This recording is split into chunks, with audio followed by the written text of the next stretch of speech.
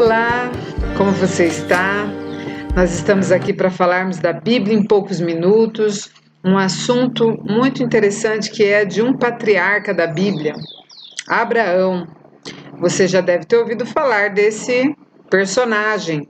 Na verdade, Abraão foi o pai daquela grande geração, daquele povo chamado povo de Israel, um povo que foi chamado por Deus para ser aqueles que carregariam os oráculos de Deus, o conhecimento de Deus para todos os demais povos. E logo depois que o povo se dispersou lá da Torre de Babel, logo o povo voltou-se para a idolatria, né? Se afastou de novo de Deus e novamente aquele povo já estava corrompido. E Deus, que sempre preservou alguém que lhe mantinha o conhecimento para as pessoas a respeito de quem era o verdadeiro Deus. E numa linha ininterrupta, de Adão passou para Sete, depois veio Enoque, Matusalém, Noé, Sem, que era o filho de Noé, e da família de Sem veio esse patriarca chamado Abraão. Foi feito a Abraão uma promessa de uma posteridade numerosa e de grandeza nacional. Essa promessa foi acatada por aquele povo, né, naquela época. E Deus se apresentou a Abraão, fez-lhe uma promessa.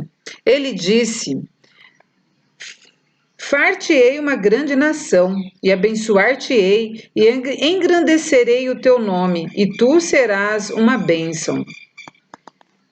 E a isto acrescentou-se a promessa mais preciosa que teria tudo a ver comigo e com você. Promessa esta que dizia respeito de que o Redentor do mundo viria da linhagem de Abraão. A Bíblia fala: em ti serão benditas todas as famílias da terra. Minha família, sua família, todas as famílias de todos os países da terra. Mas Abraão deveria sair do lugar onde ele estava, da casa de seus pais, do lugar onde a apostasia já estava dominando. Ele deveria se retirar dali. Ele deveria ir para um lugar que Deus o conduziria, por sua providência. Pela fé, Abraão deveria fazer isto.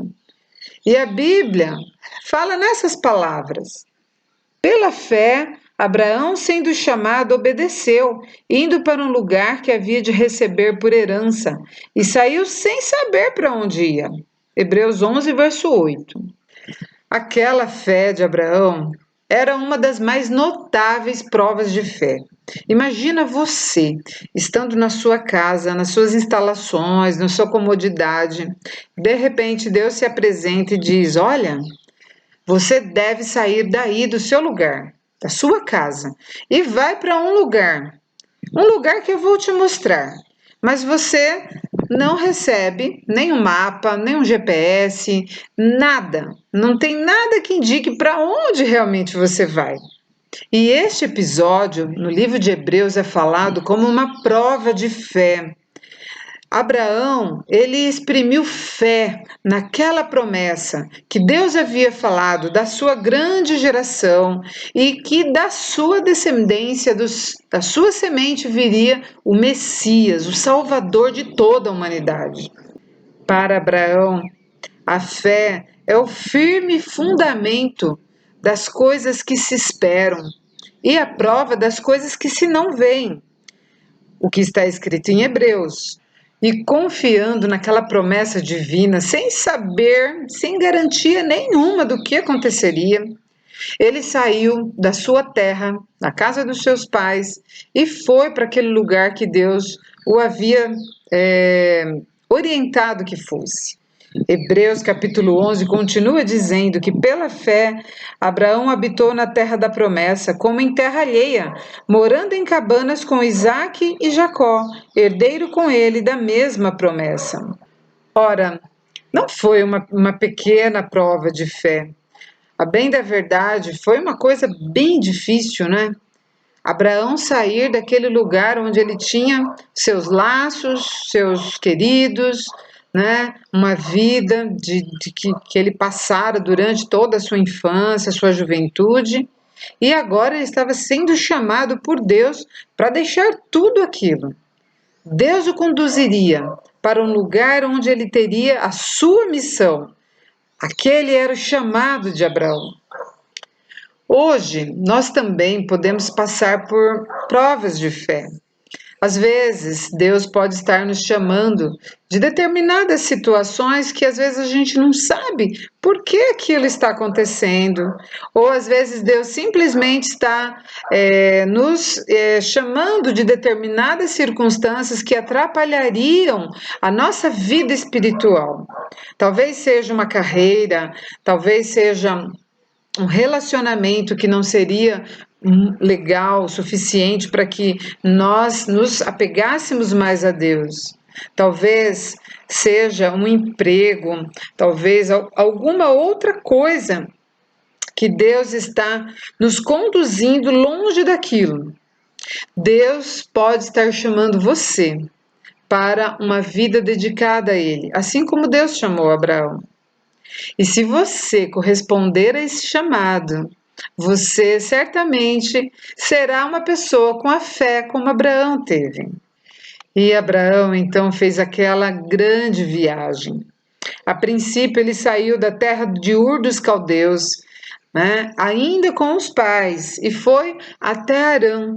Ali ele ficou por algum tempo, até que seu pai faleceu.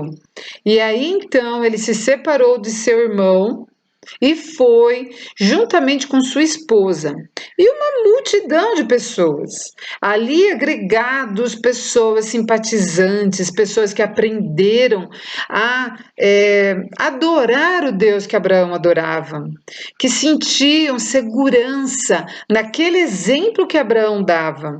Então, muitas pessoas acompanharam Abraão naquela viagem.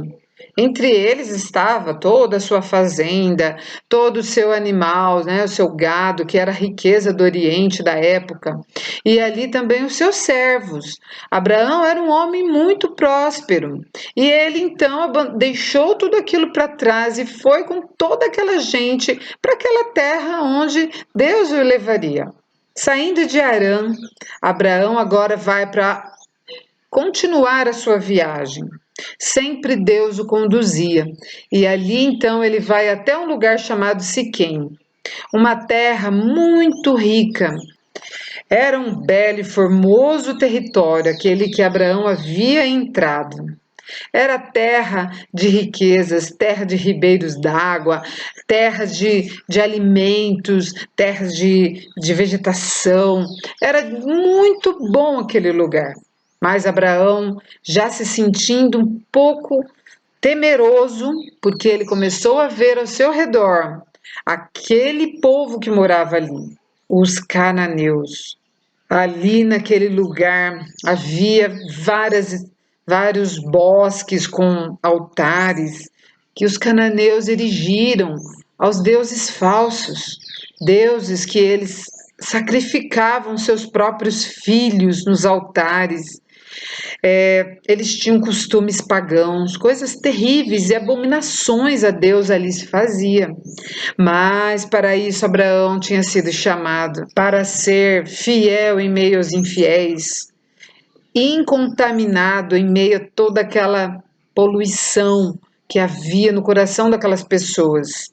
E então, a primeira coisa que Abraão fez, após se estabelecer ali, armar a sua tenda, foi erigir um altar ao único e verdadeiro Deus Criador dos céus e da terra. E Deus então diz para Abraão: a tua semente darei toda essa terra. A vida de Abraão foi uma vida de muito exemplo para todos nós. Aonde quer que ele ia, ele erigia um altar ao Senhor Deus do céu e da terra. Ele ali adorava o Criador.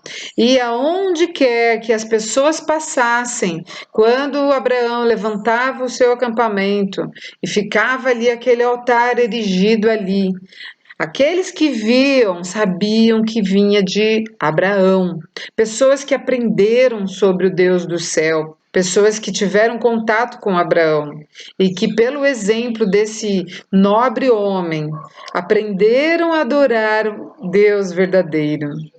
E então Abraão continuou sua peregrinação, levantou seu acampamento e continuou aonde a providência de Deus o estava dirigindo. Mas, de repente, o que aconteceu?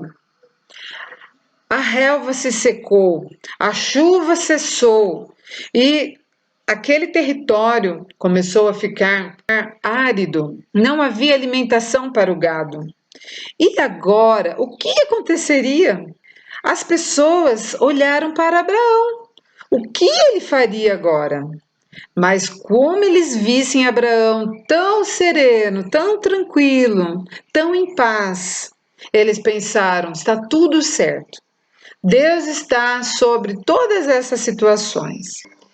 E foi nesse episódio que Abraão, sem voltar atrás, sem titubear na sua decisão de continuar a sua viagem para onde Deus o levaria, ele foi para uma cidade mais perto possível, para um território mais próximo dali, que era a terra do Egito. Ele mal sabia, mas confiava. Deus estava agora com uma novidade na vida de Abraão. Ele deveria ser provado novamente. Deus, às vezes, nos permite que algumas provas venham aos seus filhos, para que as coisas que precisam ser trabalhadas dentro de nós seja trabalhada. Às vezes nós precisamos tirar aquela escória. Deus precisa fazer isso, tirar a escória do ouro puro. Então, às vezes a fornalha da aflição é acesa. E ali foi Abraão para o Egito. E a história relata ali no livro de Gênesis que Abraão, chegando até o Egito, ele temeu, porque a mulher de Abraão, a Sara, era uma mulher muito bonita. E ele pensou, certamente que o rei aqui deste lugar vai mandar pegar a minha mulher para ele, e ele vai mandar me matar, porque ele tem poderes. E foi assim, nesse contexto, que ele resolveu e combinou com a Sara o seguinte: falaremos que você é minha irmã. Porque, de fato, a Sara era irmã de Abraão pelo pai, não pela mãe. E, desse modo, ele pensou: vou ocultar a verdade toda de que ela é minha esposa. E nesse episódio, realmente, de fato, Faraó mandou pegar aquela mulher e levou para o seu palácio. Mas Deus, na sua providência, não permitiu que aquele homem tocasse naquela mulher. Deus conduz os seus filhos e naquele momento ali, Deus conduziu também, mesmo que as falhas de caráter de Abraão estava agora sendo revelada. Deus faz com que os períodos probantes passem por nós, para que essas falhas sejam reveladas na nossa vida, para que nós entendamos que nós somos falhos, que nós somos pecadores, que nós temos problemas, defeitos. O que é que Deus quer então de nós, se nós temos tudo isso? Na verdade, Ele quer que a gente se entregue a Ele. Ele é que pode nos transformar, mas muitas vezes a gente nem sabe que tem problemas, né? Às vezes a gente pensa que a gente é muito bom e na verdade não somos bons. Deus, então, ele estreita às vezes os nossos caminhos, como fez com Abraão naquela ocasião.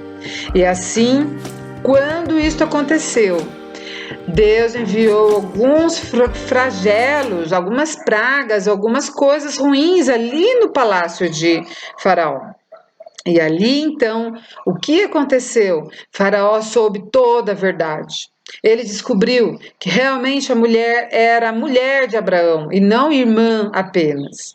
E aí ele mandou um recado para Abraão: o que fizeste a mim? Você mentiu. Nossa, por pouco eu não tomei essa mulher como minha mulher. E então, e também ele, falou: puxa, e isso poderia ter acarretado um problema aqui no palácio. E então Faraó despediu Abraão, mas assim, com muita estima ainda, porque Faraó sabia que Abraão era um homem de Deus, estava sendo conduzido por Deus.